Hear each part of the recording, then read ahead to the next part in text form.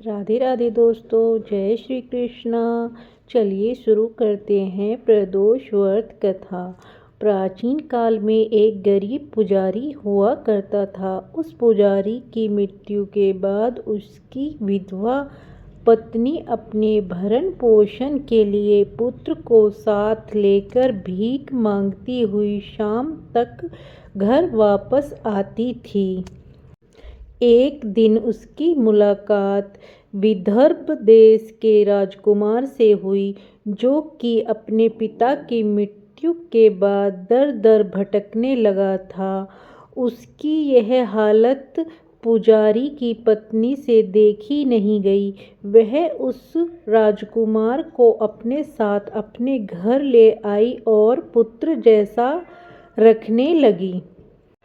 एक दिन पुजारी की पत्नी अपने साथ दोनों पुत्रों को सांडिल्य ऋषि के आश्रम ले गई।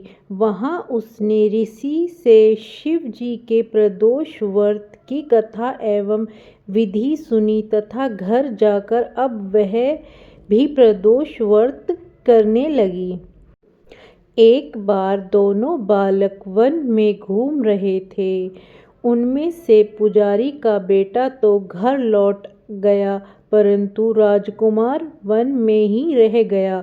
उस राजकुमार ने गंधर्व कन्याओं को क्रीड़ा करते हुए देखा तो उसने बात करने लगा। उस कन्या का नाम अंशुमती था। उस दिन वह राजकुमार घर देर से लौटा। राजकुमार दूसरे दिन भी फिर से उसी जगह पहुंचा जहां अंशुमती अपने माता पिता से बात कर रही थी। तभी अंशुमती के माता पिता ने उस राजकुमार को पहचान लिया तथा उससे कहा कि आप तो विदर्भ नगर के राजकुमार हो ना, आपका नाम धर्मगुप्त है। अंशुमती के माता पिता को वह राजकुमार पसंद आया और उन्होंने कहा कि शिवजी की कृपा से हम अपनी पुत्री का विवाह आपसे करना चाहते हैं। क्या आप इस विवाह के लिए तैयार हैं?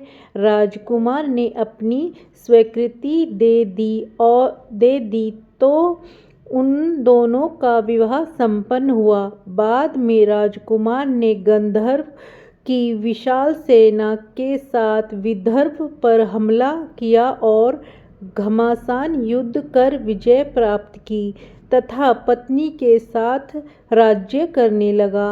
वहां उस महल में वह पुजारी की पत्नी और पुत्र को आदर के साथ ले आया तथा साथ रखने लगा। पुजारी की पत्नी तथा पुत्र के सभी दुख व दरिद्रता दूर हो गई और वे सुख से अपना जीवन व्यतीत करने लगे। एक दिन अंशुमती ने राजकुमार से इन सभी बातों के पीछे का कारण और रहस्य पूछा। तब राजकुमार ने अंशुमती को अपने जीवन की पूरी बात बताई और साथ ही प्रदोष व्रत का महत्व और व्रत से प्राप्त फल से भी अवगत कराया।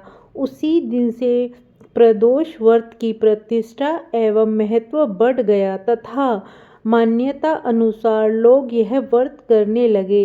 कई जगहों पर अपनी श्रद्धा के अनुसार स्त्री पुरुष दोनों ही यह व्रत करते हैं।